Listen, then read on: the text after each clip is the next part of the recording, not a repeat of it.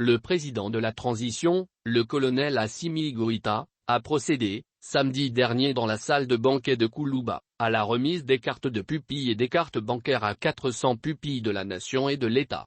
La cérémonie s'est déroulée en présence du Premier ministre Tshogel Kokala Maïga, du président du Conseil national de transition, le colonel Malik Dio et de la ministre de la Santé et du Développement social, Dieminatou Sangaré. Il est bon de rappeler que dans notre pays, le 30 octobre est désormais institué pour célébrer la journée des pupilles de la nation et de l'État. L'événement a été l'occasion pour le président de la transition d'exprimer son attachement à ces orphelins qui ont perdu leurs parents au moment où ils étaient au service de la nation.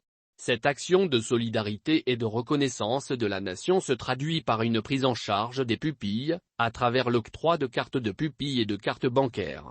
Le chef de l'État a assuré que désormais ces pupilles de la nation et d'État bénéficieront d'un accompagnement du gouvernement, notamment d'un appui financier de 100 000 FKFA par trimestre et par pupille, en plus de la protection sociale. Je suis très heureux de présider cette cérémonie consacrée aux pupilles de la nation et de l'État. C'est un moment de reconnaissance envers ceux qui ont perdu leur vie dans la défense de la patrie, a relevé le colonel Assimi Goïta. Et de poursuivre à l'attention des pupilles, vous avez perdu, soit un père soit une mère au cours d'une mission commandée. Cette guerre qui nous a été imposée et qui se poursuit dans la désolation et la terreur nécessite un engagement constant des forces armées de défense et de sécurité dans la défense de la patrie. Cela jusqu'au retour définitif de la paix et de la sécurité au Mali. Hélas, au cours d'un combat ou d'une guerre, on ne décide pas qui doit mourir ou qui sera blessé. C'est la raison pour laquelle, l'État décide de soutenir les enfants de ceux qui se sont sacrifiés pour la défense de la patrie, ajoutera le président de la transition. Il a appelé que l'État a jugé nécessaire d'apporter sa solidarité à ces orphelins en guise de reconnaissance du sacrifice ultime de leurs parents pour que notre pays existe et continue d'exister. Soyez rassurés que ces sacrifices ne seront jamais oubliés, a assuré le colonel Assimi Goïta.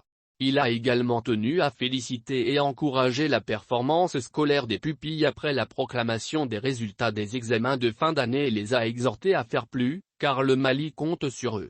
Nous avons pris bonne note de vos doléances. Le Premier ministre et la ministre en charge de la Santé seront mobilisés pour apporter une réponse à vos préoccupations, a adressé le président de la transition aux pupilles habillées en tenue dorée. Sitanfune Keïta et Karouan Keïta ont reçu leurs cartes des mains du colonel Assimi Goïta. En retour, les enfants ont remercié le président de la transition pour cette initiative dont ils jugent la valeur inestimable. Leur porte-parole, Rokiatou Diallo, a témoigné de cette reconnaissance aux plus hautes autorités. Merci au président de la transition mais aussi à l'Office national des pupilles en République du Mali, ONAPUMA, qui assure notre déplacement vers l'école. Pour sa part, la ministre en charge de la Santé a exprimé sa satisfaction de constater le soutien total du président de la transition à l'endroit des pupilles de la République. Dieminatou Sangaré a remercié le colonel Assimi Goïta pour l'accueil chaleureux et pour avoir donné l'occasion aux pupilles de se retrouver dans ce lieu majestueux, palais de Koulouba.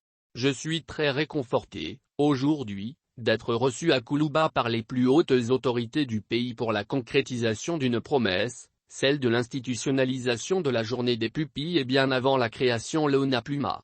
La gestion des pupilles est une action éminemment sociale dans la protection et la promotion des personnes vulnérables en général et des enfants en particulier, a soutenu la ministre Sangaré. Et d'affirmer que la création de l'ONAPUMA procède de la volonté inébranlable des autorités à contribuer à l'égalité de chance et à plus de justice sociale. Selon les données de l'ONAPUMA, 944 pupilles, toutes catégories confondues, sont actuellement enregistrées dans notre pays. Il s'agit d'enfants de fonctionnaires, de militaires et paramilitaires mais aussi de civils qui ont perdu la vie au service de la patrie. En plus, il y a des enfants dont les parents ont été victimes des catastrophes naturelles où la responsabilité de l'État est engagée. Les pupilles sont des enfants de moins de 18 ans.